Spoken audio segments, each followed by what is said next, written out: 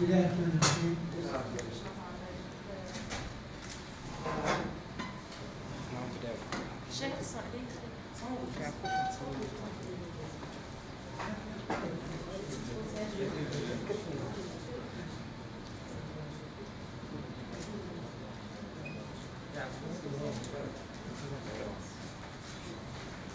بسم الله الرحمن الرحيم. في إطار فعاليات مهرجان الإنجاز الدولي لتعاطي السيارات التأديب ونحن في السهرة الرابعة من فعاليات هذا المهرجان. قبل كل شيء مهرجان الإنجاز الدولي لهذه السنة حظي دائما برعاية كريمة من فخامة رئيس الجمهورية كباقي الطبعات وتحت إشراف معالي وزير الثقافة الذي يتابع هذه السهرات وهذا المهرجان عن كثب. باسمكم جميعا زملائي زميلاتي نرحب بفنانين الجزائريين الذين سيحيون هذه السهرة الرابعة، الفنان الذي بارود والفنان توفيق النضروبي، على أمل أن تصل الفنانة جميلة. طبعا سنحيل الكلمة لضيوف الفنانين حتى تكون لديهم كلمة عن مشاركتهم في هذه الطبعة، ومباشرة سنفتح النقاش. نبدأ بالفنانة نبيلة. حزب الرحمة، مساء الخير للجميع. نقول بثالث المشاركة في رجل التنجار ودائما فرحة كبيرة من هذا الجزائر، جمهور راقي وذواق، وإن شاء الله تكون شفنا اليوم من حسن الجمهور التنجاري وكل يعني على بالك الولايات المجاورة اللي كاين جمهور يجي من الولايات المجاورة كلهم إن شاء الله راجعين بيتنا حتى يعني شكرا للثقافة يعني على العرض كيف نقولوا كاع. مساء الخير، تبارك الله عليكم ومرحبا بنا عليكم. وهذه ثالث مرة مشاركتنا في مهرجان زنجان، والحمد لله أنا فرحان وعندي جمهور إن شاء الله، وإن شاء الله كنصوبوا لهم شي أغاني إن شاء الله يفرحوا بها ويتبعوا إن شاء الله كما هكذا، ونقول لكم يعطيكم الصحة دائما خير وكل عام وأنتم بخير. شكرا.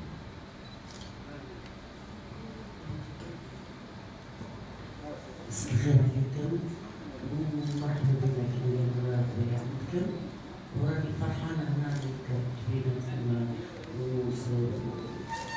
في مهرجان بلاد، وصافي راني صافي كنتفرج مهرجان بلاد وعندي السيد ياسر. إن شاء الله عندي جديد، وإن شاء الله درت ألبوم جديد إن شاء الله يعجبكم ويعجب الجمهور، وإن شاء الله نحبوا بنا مع بعضنا. كما جرت العادة الآن سنفتح النقاش. نبدأ بالفنانة نادية بارود. تطرح أسئلة عالية. Alors moi j'ai une question pour vous les gars, mais sur tous les autres, c'est la même question. Pour cette soirée de Tiliad, vous avez un temps réduit, un temps de passage sur scène réduit. Sur quoi portera votre choix? Quelles sont votre nouveautés, Madame Jamila, à partir de la nouvelle album? Si vous avez des nouvelles productions, vous allez avoir les détails de votre nouvelle production. En général, quand on passe comme ça dans un festival, en général, c'est vrai qu'on est nombreux déjà au départ. C'est-à-dire les chanteurs et plus, c'est pas comme le récital, c'est-à-dire qu'on est porté quand même à faire justement, comme vous avez dit, un choix de chansons. Et là, comme aussi, pour ma part aussi, j'ai du nouveau, j'ai un CD qui est sorti exactement en 2016. Et voilà, j'ai opté pour les meilleures chansons que pratiquement le public a, je veux dire, elles ont eu quand même la cote avec le public. Par exemple, Davé, Dans le Hamroch, et bien sûr, une chanson ou deux du nouveau album. Voilà. Et comme ça, on fera juste une tâche qu'il faut pour les dates et ces choses. Voilà. كل ما تحكي على المواضيع الجديدة تحكي ساعات على موضوع الأغاني اللي تعطي عاطفية، الأغاني الثورية إلى آخره. ونسبة 5% خلال تخيل في برنامج الأغنية الافتتاحي بعد الوطن المنورة. والسؤال في نفس السياق عن جديد، يا هل ترى خممتي تدخلي في جديد بأغاني تحكي عن صاحب اللهجة الأمازيغية، لكن ممكن أن تخلق فارق في الستيل أو في التوزيع أو حاجة طبعا لأنه كان صح المتلقي كان شوية روتيني. صح. انا نقول لك اذا قلت جديد كاين جديد يعني خيرنا اغنيه ولا اغاني من جديد اللي دائما حنا يعني نقولوا شاك البوم ندخلوا في كيما نقولوا جديد في سونوريتي سواء في الالحان.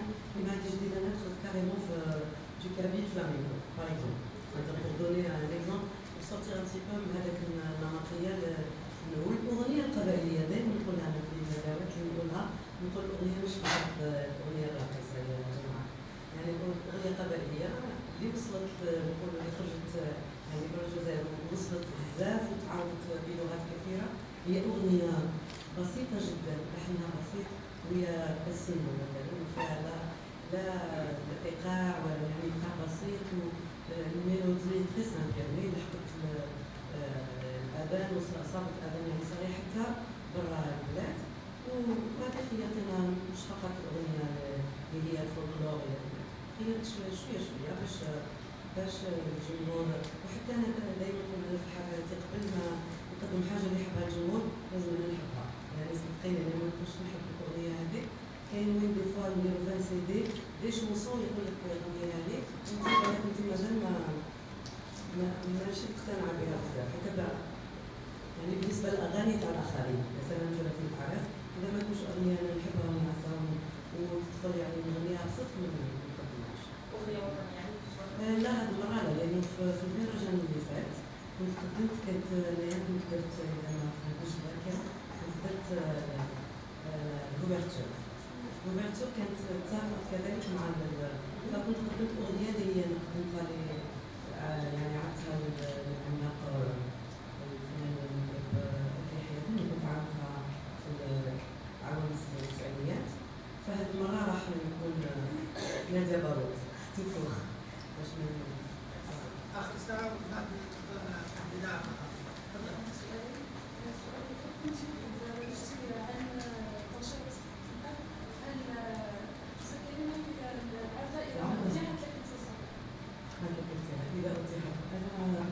هو ميدان كان عزيز على قلبي بزاف كي هو كيتمثيل نقدر انا نصنف روحي يعني فنان شامل يعني حاجات اللي ما نقدرش نفرقها بالرغم انه الغناء يعني هو اللي اقرب لي يعني من كل حياتي هذه. لكن اذا وجدت الفكره المناسبه يعني الشيء اللي يعرف اللي هو يعني يعجبني ونقدم فيه وراح ندير فيه اضافه ما نضربش صدقيني. لا ما تعطش لا الساعة نظن الآن دوكا العالم راهو كاع قرية صغيرة جدا راكي هنا وحنا لو ديريكت يباس أنا نشوفونا في كل قاعة فما نظنش يكون فيها.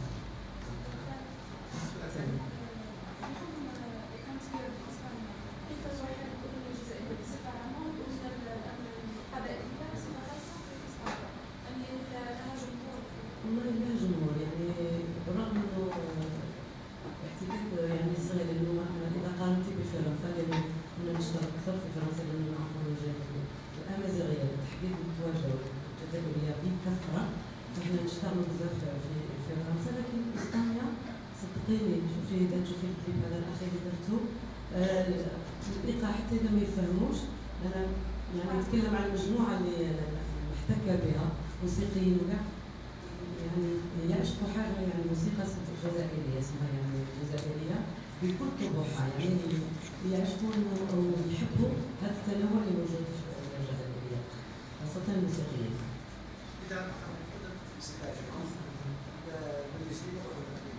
هل حضرت فنانة نادية بارود كوكتيل من اغانيها القديمه اللي اكيد راح يشتهر فيها واللي عملت فيها سوسي يفاعل معها الجمهور اكيد؟ اكيد لازم لانه الفنان اذا كان تشوف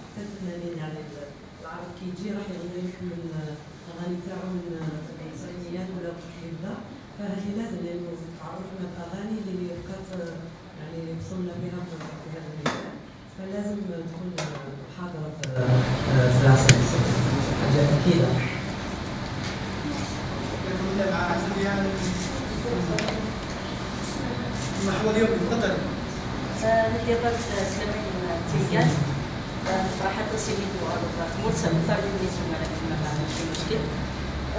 ما كنت تصير خاطر شفدا هاد السنة قرانا سمي في الدار سداوي كان شفايا مدام كيف الدار فلاب بيت سداوي وين يصفراحن لكن غاس تخمض ليسونس ستارات ثمانية لاصلي موت تولارا سينا كاين تروح للوردة لكن تصير لي شوية درنا الوردة الفنان نادية باز ترجم فقط للزملاء سألتها يعني عن بداياتها. نحن نتذكر أنها بدأت من يعني كانت طالبة جامعية في الجامعة المغربية، والشيء الجميل في نادية بارود أنها بدأت يعني بعد تحضيرها ليسانس في اللغة العربية دائما بقيت وفية لأصولها القبائلية ولو أننا جزائريين ككل. فقط بعد غربتها أريد أن يعني أسألكم ماذا أضافت الغربة لفن نادية بارود؟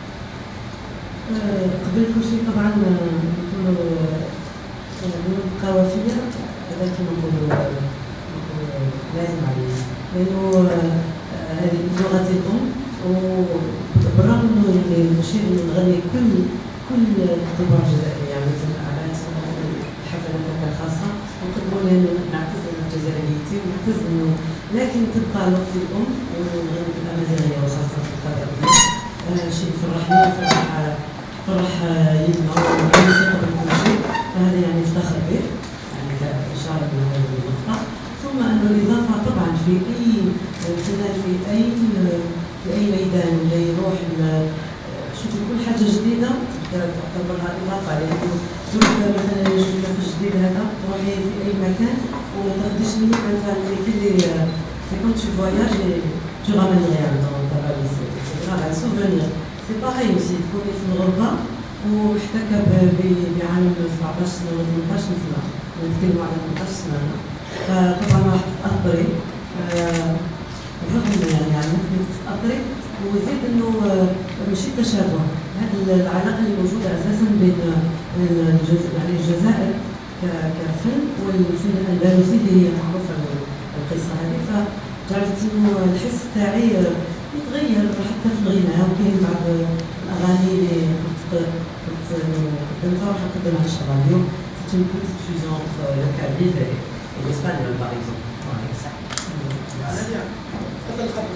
السؤال موجه هو مع بالنسبه للاغاني المقدمه للفنانين، سؤال بالبرمجه الفنانين الجزائريين يضعون في يوم الصحراء والسهرات وفقط فنان مشرقية وفنان من خارج الموضوع يتاح دقائق أو وقت قصير مقارنة بالعقائد. هذا يؤثر عليكم في المراجع. كنا نتسابق في طبعات دائما الفنانين يشتكون من هذا المشكلة.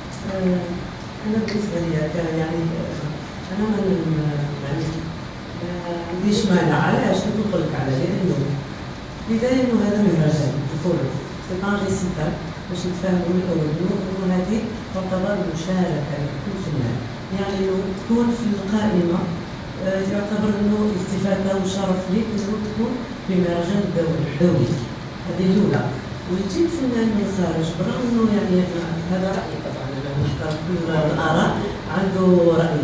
يجيك فنان من الخارج طبعا راح تجيبه أنت من الخارج وراح تعطيني مثلا انا وحده اذا كان رحت دولي مثلا في بلد ما ونروح انا مثلا نتكلم مع نفسي اذا رحت فرنسا تكلفه وكل شيء بعد تروح تغني له مثلا 4 ساعات حتى هو ما راحش يذكر لها فهمني نرجع. فانه يجي وحنايا تعتبر الفنانين نتكلم على شخصي هذا ما عنديش مانع لانه انا اعتبرها مشاركه. لأنه غدوة الجمهور الباتني إذا كان حاب غدوة يعرفنا ويكون فيها ريسيتال قلت ما نتبرو راح تقدم مثلا ساعتين ولا تقدم كل الأغاني تاعها. هذاك هو مجالها إنه نجي مثلا في إطار شخصي ونجي في عطلة يعني خاصة بيا، لكن هذا مهرجان إنه كل فنان يجي يقدم مشاركات خاصة به وفقط. أنا عن نفسي إذا كملنا مع ناديان شو مع فنان تفضلوا جميل.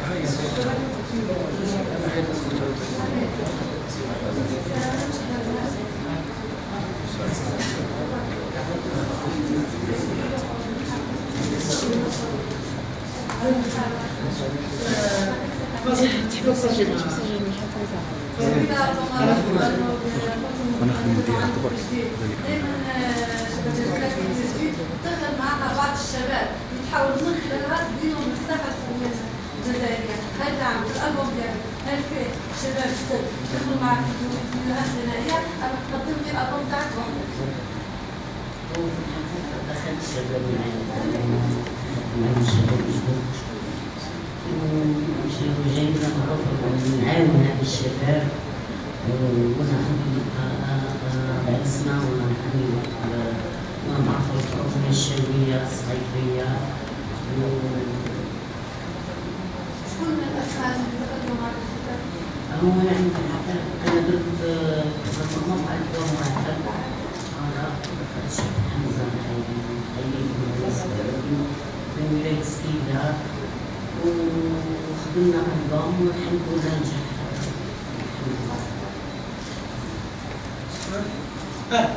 Des détails sur l'album, toujours le fait que dans la chanson c'est Tidiane, Chaoui aussi gauloise, est-ce qu'il y a une nuance avec son nouvel album? Est-ce qu'il y a une حاجة تستطيع أنا وش بدي تعمل قبل في هذا الألبوم؟ ما هو اسمه هذا الألبوم؟ عناوين تاع الألبوم هو العنوان تاع الألبوم حمامة طارت وما دخلت حتى جديد يعني كل نهار للمنستري.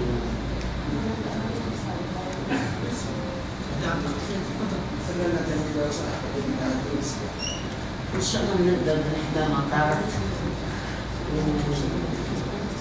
وعندي بعد الأغاني تاعي هما ملهمش تقديم جديد يعني ما زلنا ما كانش حاجة جديدة إن شاء الله نستقبل عارف جميلة تكون بعض الأغاني لكنها بعد ترجع عزم ونشيط الجمهور تحية الجمهور يعذر السؤال الثاني جميلة عاد توفيق لنا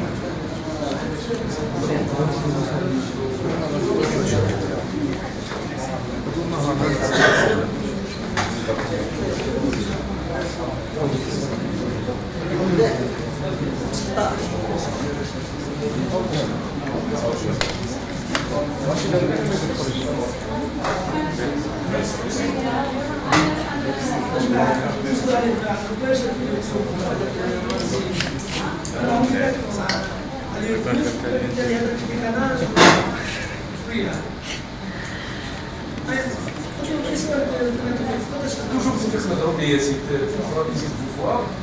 Je vous ai vu plusieurs fois vous produire sur scène, vous faisiez de la musique marocaine, mais pas que. On voulait avoir des détails sur les nouveautés que vous apportez dans ce 39e festival de Toulouse. جديد عندي جديد ان شاء الله الرحمن الرحيم وانا يعني الاغاني اللي نخص بهم نخص الحفلات والاعراس وعندي دي جونسيونمون ماروكان ونخدم ستيل شيخات كيما يقولوا الناس يقولوا الدهات دي فوا نخدم الحوزي باسكو انا من روما نخدم الحوزي بالحياه في روما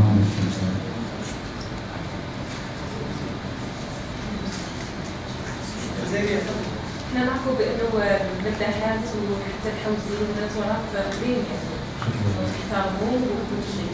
قالتها بالمقابل لأن الجمهور في الحفلات الخاصة يطلب منك حوايج أخرى بالمقابل يعني حوايج خفيفة بعيدة شوية عن الجانب التقليدي. تخمم إنه دير ألبوم بالمقابل ان شاء الله ان شاء الله عن قريب جديد ان شاء الله. دون عفو عليه تفاصيل؟ ما زال كما قال عميات ان شاء الله. إيه ثنائية ولا نص؟ إيه صوت آخر معك؟ فيديو تصور راني نخمم ندير فيديو مي زعما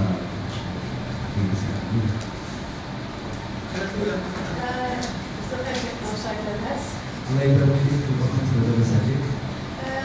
نقولوا نقولوا التيم تاع الامتحانات الافراح والاعراس متعودين نشوفوا على السنه تاع تيمار ولا جمله متعودين نشوفوا هذا الشغل استعراض نقولوا شو الاستعراض شوف نكتبوها الفلات ان شاء الله. ديفوا انا نكون عندي نقول ماشي نعمل بروغرام يمكن يطلع شي ساعه ولا لي هذا البروغرام تاعو والولاد تكون مزيانه ان شاء الله. ضروري باش يتوقع اليوم باش يستنى اليوم الحفلات تاع اليونيفرسيتي كلشي يكون بخير ويكون على بالي بلي يكون عائلات ان شاء الله نفوتوا خبر زوين ان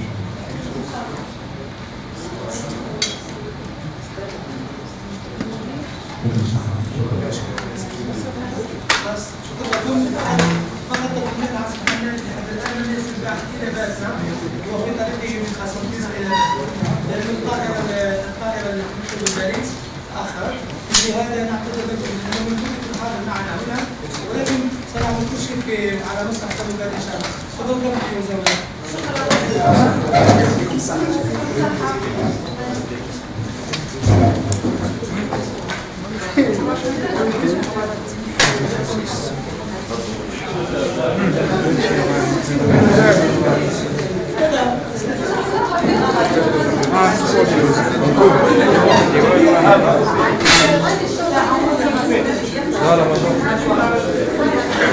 جميل